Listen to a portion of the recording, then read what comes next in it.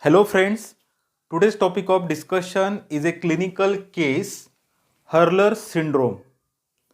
It is a mucopolysaccharidosis type 1H.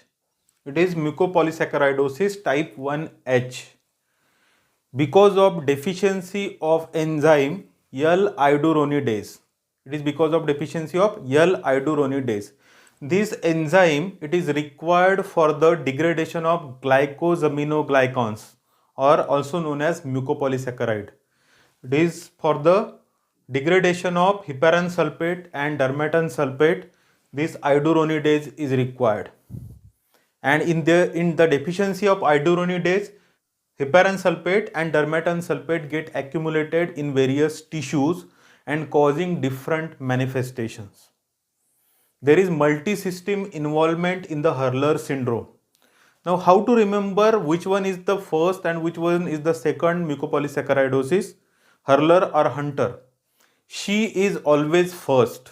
Okay, so Hurler is the first mucopolysaccharidosis and Hunter is the second mucopolysaccharidosis. Okay, so these are the two common disorders related with the glycosaminoglycans or mucopolysaccharides. Okay, there is accumulation of GAG, glycosaminoglycan, heparan sulfate and dermatan sulfate in various tissues that causing different manifestations. Now, what are the clinical features in the mucopolysaccharidosis? It is an autosomal recessive condition characterized by the coarse faces. What do you mean by coarse faces? It means ugly face. There is enlargement of lips, then enlargement of tongue, then flaring of alanasi, depressed nasal bridge, prominent front forehead is there, then elongated skull, broad head with elongated skull is there in the Hurler syndrome. So what do you mean by coarse faces? Enlarged lip, enlarged tongue, then flaring of alanasi, depressed nasal bridge, prominent forehead, elongated skull and hairs on the face that typically gives ugly look or coarse, that is known as coarse faces. The another name for Hurler syndrome is the gargoylism. Okay, so this is the prominent feature in the severe form. In the severe form, it is a spectrum of disorder. Type 1 mucopolysaccharidosis it is a spectrum of disorder. The early onset disease, it is severe form, that is known as Hurler syndrome. Then to mild form due to some partial deficiency of this iduronidase, that is known as attenuated mucopolysaccharidosis type 1. It is known as attenuated mucopolysaccharidosis. The other names are Shy syndrome and the Hurler-Shy syndrome. These are due to partial deficiency of this iduronidase enzyme. Okay, the Shy syndrome, the life expectancy is normal in the Shy, but in Hurler syndrome it is around 10 years. Life expectancy is around 10 years or less than 10 years. While Hurler-Shy syndrome, it is up to early adulthood. Okay, so these are the spectrum of, this is the spectrum of disorders which is severe. In severe, it is known as Hurler syndrome. So coarse faces is the predominant manifestation. At birth, the child looks normal, but as the deposition goes on increasing, so it will manifest as coarse faces as the initial symptoms. Okay, then there is short neck, short stature and skeletal deformities in the form of kyphosis and scoliosis, lateral bending of the vertebral column and forward bending of the vertebral column. The skeletal deformities is there. Okay, then hepatosplenomegaly and also cardiomegaly is there in the Hurler syndrome because of deposition of these two, heparan sulfate and dermatan sulfate. So liver get enlarged, also spleen get enlarged. That gives the distended abdomen. That gives the appearance of distended abdomen. Okay, because of involvement of these organs. Also there is cardiomegaly. Then developmental delay is there, intellectual impairment is there in the severe form, that is Hurler syndrome. In the severe form of the Hurler syndrome. Okay, intellectual involvement, mental retardation is there. Then joint becomes stiff.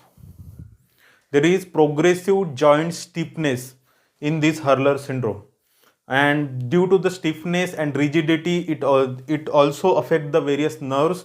One of the common manifestation is carpal tunnel syndrome. One of the common manifestation is the carpal tunnel syndrome. Then corneal clouding. This is the differentiating feature in the Hurler syndrome from the Hunter syndrome. The symptoms are near about same in Hurler and Hunter's disease. Okay, the corneal clouding, it is in the Hurler syndrome. Remember this, Hunter required required a proper eyesight, and proper eyesight is required for the hunter to hunt. Okay, Hurler, there is corneal clouding. Also, retinal involvement is there, glaucoma is there in the Hurler syndrome.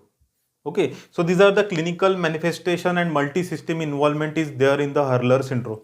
Now, how will you diagnose a case of Hurler syndrome? By laboratory investigations. So there is accumulation of heparan sulfate and dermatan sulfate in the various tissue and excretion in urine. So urine is collected and analyzed for heparan sulfate and dermatan sulfate. So you will get increased amount of heparan and dermatan sulfate in the urine. And biochemical analysis of leukocyte and fibroblast is done. So this fibroblast represent the connective tissue. And glycosaminoglycan, it is an important constituent of extracellular matrix, that is connective tissue. Okay, so there is low enzyme activity. The activity of this enzyme L-idoronidase, it is low in the leukocyte and fibroblast, and it is a confirmatory test for diagnosis of Hurler syndrome. Okay, now what is the treatment for this disease? So symptomatic treatment is given, and enzyme replacement therapy is given. The idoronidase, it is given in the treatment, and symptomatic treatment is given. For example, if there is glaucoma, treat the glaucoma. If there is corneal clouding, the corneal transplantation is required. If there is skeletal deformities, orthopedic correction is needed for that patient. Okay, then physiotherapy is needed, speech therapy, behavioral therapy, these are the important for the learning. Okay, then bone replacement therapy, stem cell replacement therapy, these are important, and that can reduce the symptom to some extent in the severe form. Okay, and genetic counseling of the family is needed in the Hurler syndrome. So these are the characteristic features. What are the key points in the diagnosis? Skeletal involvement, organomegaly means hepatosplenomegaly, coarse facies, and corneal clouding. This is important feature to differentiate from the Hunter's disease, and it is autosomal recessive. It is autosomal recessive. In the clinical finding, these features, corneal clouding, skeletal deformity, hepatosplenomegaly, and coarse facies, these are the important features. And this is Hurler. Okay, so Hurler is the first mucopolysaccharidosis. So remember that, and there is accumulation of heparan sulfate and dermatan sulfate in the various tissue. So this is all about the Hurler syndrome. So keep watching. Thank you.